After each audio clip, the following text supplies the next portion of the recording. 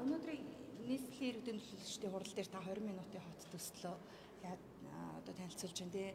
Энэ дээр одоо онцлог ажлуудаас та тухайлбал.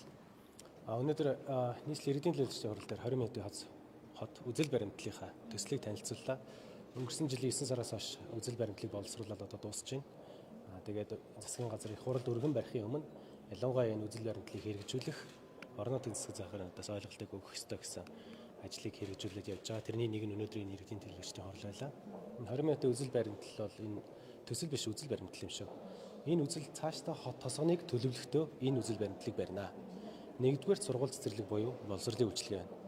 Бид нар бол сургууль цэцэрлэгүүд бүрэн дүүрэн хангамжтай байх ёстой, хүртээмж нь бүрэн байх ёстой.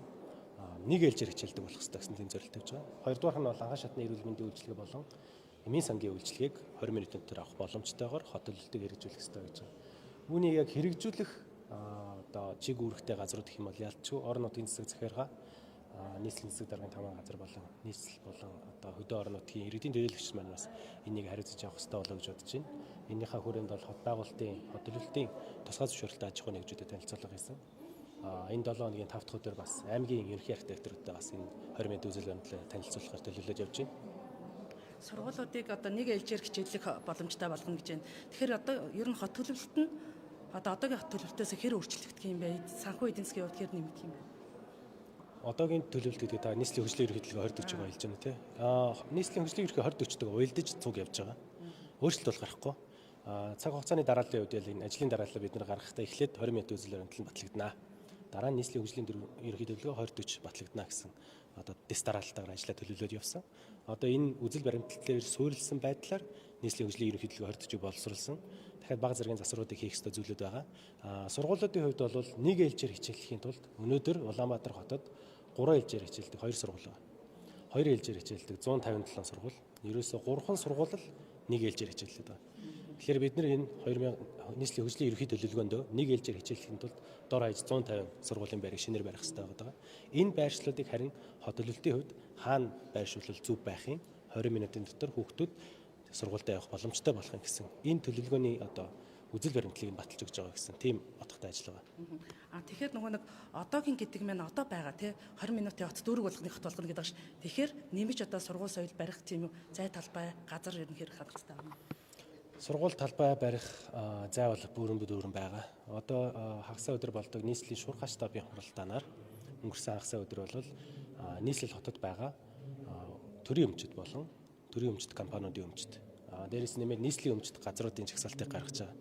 Тэгэхээр хүн амынхаа тоонд нийцүүлээд хаана сургууль цэцэрлэх хэрэгтэй тэр газруудыг чөлөөлж авах байт юм уу? Эсвэл тухайн газрыг эзэмшиж байгаа аж ахуй нэгжтэй тохиролцоо хийгээд сургууль цэцэрлэгийн газрыг гаргана гэсэн тийм төлөвлөгөөтэй. Тухайлбал одоо шин 100 мод хот гээд шинээр баригдах хотууд дээр энэ үзэл баримтлал бол анханасаа хэрэгжээд явах одоо боломжтой юм шүү дээ. Ийм анханасаа энэ бүтээн байгуулалтыг хийх одоо хичнээн хотууд гэдэг юм уу тий. Хамрах хүрээгийн хувьд бол нийслэл Улаанбаатар хот болон орон нутгийн зэрэгэлдэлтэй хотууд дагуул хотууд байгаа. Дагуул хот дотроо одоо Хүннү хотоос орчихсон байгаа. Энэ хотуудын маань төлөвлөгөөний одоо хотын хөгжлийн төлөвлөгөөний бичиг баримтж байдаг тийм. Тэрийгэ боловсруулахдаа энэ 20 минутын үзэл баримтлалыг баримтлана гэсэн тийм зорилготой зүйл.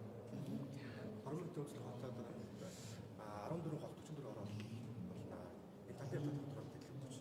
Яг 14 хот болоод 42 нэгж хорол болно гэсэн шийдвэр бол гараагүй байгаа. Энийг харин цаашдаа яаж оновчтой байдлаар зөв хүртээмжтэй байдлаар төрийн үйлчлэгийг төлөвлөх үү гэдэг дээр байна. Яагаад 14 хот 42 нэгж хорол гэдэг байгаа гэхээр одоо хортой. Энэ байран дээр үзүүлдэг үйлчилгээний 87% нь ийм Монголын ороод цахимжсан. Гэтэл хорооны байран дээр 20 хүртэлх тооны төрийн албан агч нар тийм үйлчилгээний албан агч нар байдаг.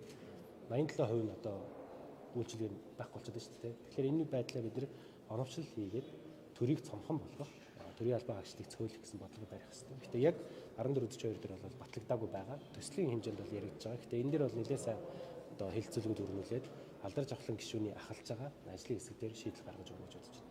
Үйлчлэр гишүүнийтэй хувьд нэг асуулт асууж энэ 20 минутын хотоос тусдаа юу вэ гэхээр энэ төрийн бүтцийг илүү цомхон болгохыг, хүн сурталчилгааг багасгахыг гэдэг ийм бодлогыг бариад байгаа хэрнээ тухайлбал хяналтын менежер, бүтээмжийн менежер гэдэг юм уу тийм ингээд баахан өндөр цалинтай орон тонуудыг гаргаж ирээд шүү дээ. Тэгээ энэ дээр та хувь гишүүнүүд ямар байр суурь? Би бол энэ эсрэг байр суурьтай байдаг. Төр цонхон байх хэвээр тэгжиж илүү үр дүнтэйгээр ажиллах боломжинд бүрдэнэ. Данхаага томрох тусам үр ашиг бүтээмж доошилж идэг тий. Тэгэхээр ийм ямар тогтолцоогоор ийм шинээр оронтой үүсгээд хүмүүсийг томилоод байгаа гэдэг бол их хурал дээр сайн хэлэлцээд энийг манлайлж байгаа гишүүдтэй хамтраад бас энийг цөөлөх талаас нь ажиллая гэж бодож байна.